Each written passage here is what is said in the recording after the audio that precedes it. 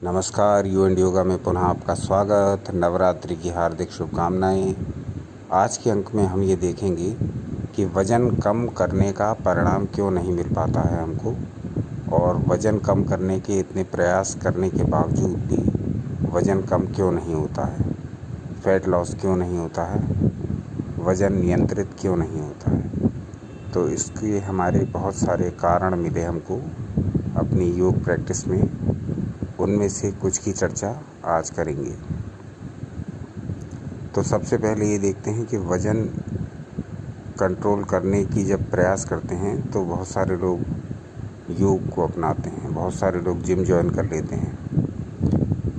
अब देखा ये गया है कि योग आसन तो पूरे करते हैं, प्राणायाम भी करते हैं, जिम जाते हैं रेगुलर, 1-2 घंटे वहाँ भी बिता करके आते हैं। इसके पश्चात घर आए और थोड़ा बहुत जो डाइट चार्ट है वो फॉलो कर लिया, और बाकी अपनी पूरी इच्छा से जो खाना है वो खाते रहे। पूरे हफ्ते यही रूटीन रहता है, पूरे माह यही रूटीन रहता है। खाना पीना अपने मन का और अभ्यास ट्रेनर के द्वारा बताया गया। योग भी कर लेते हैं, जिम भी कर लेते हैं, टीवी या नेट पर देखकर एक्सरसाइज भी कर लेते हैं, ऑनलाइन क्लासेस भी ज्वाइन कर लेते हैं, ज़ूम्बा भी कर लेते हैं, डांस क्लास भी ज्वाइन कर लेते हैं। इतना सब करने के बावजूद योग और जिम और ज़ूम्बा और डांस, इन सब से वज़न कम क्यों नहीं होता। इसका मूल कारण ये है कि अंदर से ये भावना ही नहीं है, ये फीलिंग ही नहीं है कि हमको वास्तव में अपने शरीर के साथ क्या करना है।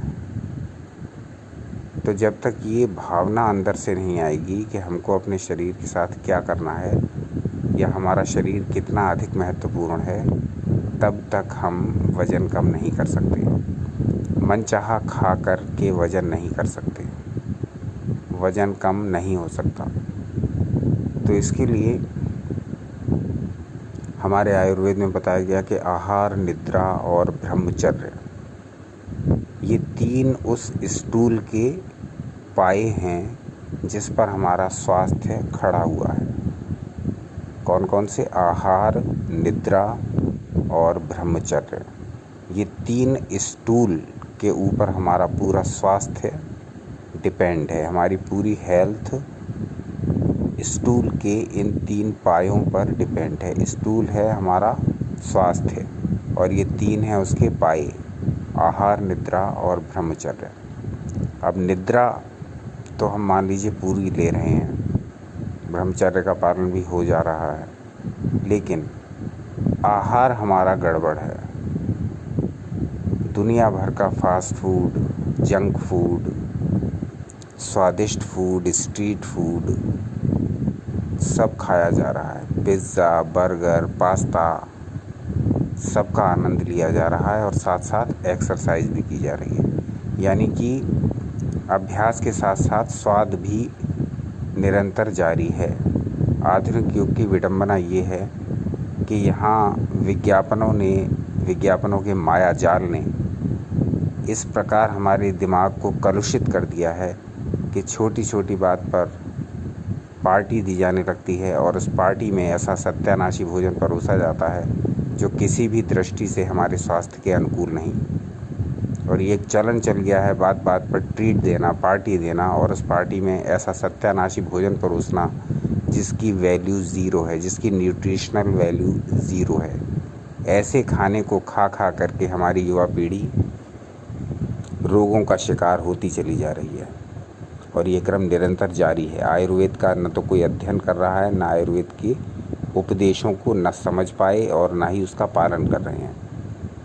तो जो नहीं कर रहे हैं वो तो उसका दंड भुगत ही रहे हैं, लेकिन जो इस तरफ से अवेयर हैं, जो आयुर्वेद शास्त्र में रुचि रखते हैं, जो हमारे ऋषियों की परंपरा को जानते हैं, समझते हैं, और ये जानते हैं कि ये सारा कुछ हमारे अपने भले के लिए ही हमारे ऋषि मुनि बता गए हैं। तो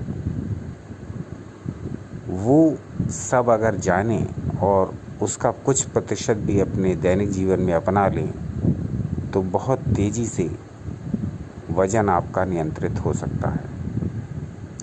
तो हमारे जो अनुभव में आया वो ये है कि बहुत सारे लोग वज़न कम करने के लिए बहुत सारे अभ्यास करते हैं, बहुत सारे उपाय करते हैं, जिम, योग, ज़ुम्बा, डांस सब कुछ करते हैं, प्राणायाम, ध्यान सब कुछ, लेकिन अपने आहार में परिवर्तन नहीं करते हैं। आहार में परिवर्तन नहीं करते हैं तो लाभ भी नहीं होता है।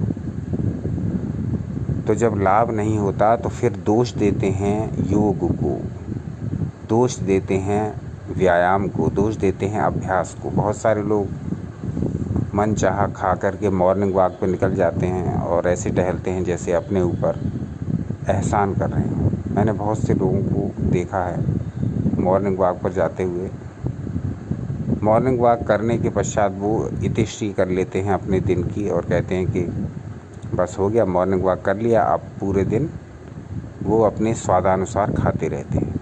तो जब तक इस स्वास्थ्य के इस एक स्थूल आहार पर आपका ध्यान नहीं है तब तक आप किसी भी प्रकार से वज़न कम नहीं कर सकते। नवरात्रि के दिन स्टार्ट हो चुके हैं और नवरात्रि में पॉजिटिव एनर्जीज़ बहुत शक्तिशाली हो जाती हैं। यदि इस काल में आपने वज़न कम करने का अभ्यास कर लिया तो निश्चित ही आप अपने ऊपर पूर्ण नियंत्रण स्थापित कर पाएंगे। मुझे क्या खाना है, क्या नहीं खाना है।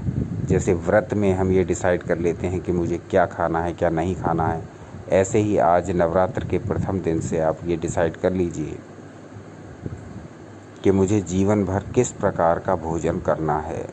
केवल इन 9 दिनों में ही नहीं, ये 9 दिन इसलिए हमारे ऋषियों ने बनाए थे कि ऋतु परिवर्तन होता है और शीतकाल की ओर समय बढ़ रहा होता है, शरद ऋतु आने को होती है।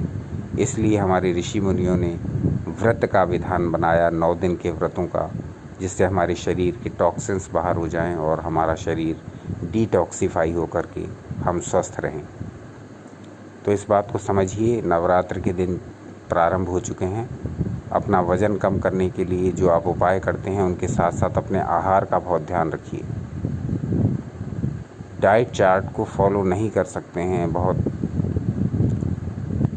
गंभीरता से, तो इतना ध्यान रखिए कि आपको लौकी, तुरई और खीरा, ये 3 चीज़ें अपने दैनिक आहार में अवश्य सम्मिलित करनी है किसी न किसी रूप में। चाहे आप उसकी सब्जी खाएं, सब्जी भी खाएं तो उसमें बहुत मसाले का प्रयोग नहीं होना चाहिए, बहुत ही सिंपल सब्जी होनी चाहिए, बहुत कम नमक के साथ। तो आपको लौकी, तुरई और खीरे का सेवन नित्य प्रति करना है। इन नवरात्रि से ही प्रारंभ कर दीजिए और उसको अपने दैनिक जीवन में, अपनी डेली लाइफ में सम्मिलित करिए। तो लौकी को, खीरे को और तुरई को किसी न किसी रूप में लीजिए। चाहे आप इनका सूप पीजिए, चाहे आप इनको उबाल कर खाइए, चाहे आप इनकी सब्जी बनाइए, पर ये आपके आहार में, आपकी दिनचर्या में, आपके दैनिक जीवन में अवश्य सम्मिलित होना चाहिए। और समस्त प्रकार के junk food, fast food, street food, जितने भी आधुनिक प्रकार के सत्यानाशी फूड हैं इनको छोड़ दीजिए। ये आपके किसी काम के नहीं, इनकी न्यूट्रिशनल वैल्यू 0 है। तो नवरात्र के महत्व को समझिए। ऋषि मुनियों ने केवल उपासना और अध्यात्म और अपनी आंतरिक शुद्धि के लिए ही इसको नहीं बनाया, व्रत के विधान को, अपितु इसलिए भी बनाया कि हम अपने शरीर को भी स्वस्थ रख सकें। इस पर कभी लंबी चर्चा करेंगे, हो सकता है कल के अंक में ही। आज के अंक में इतना ही। देखते रहिए आपका अपना चैनल यू एंड योगा। अपना अनमोल समय हमें देने के लिए बहुत बहुत धन्यवाद।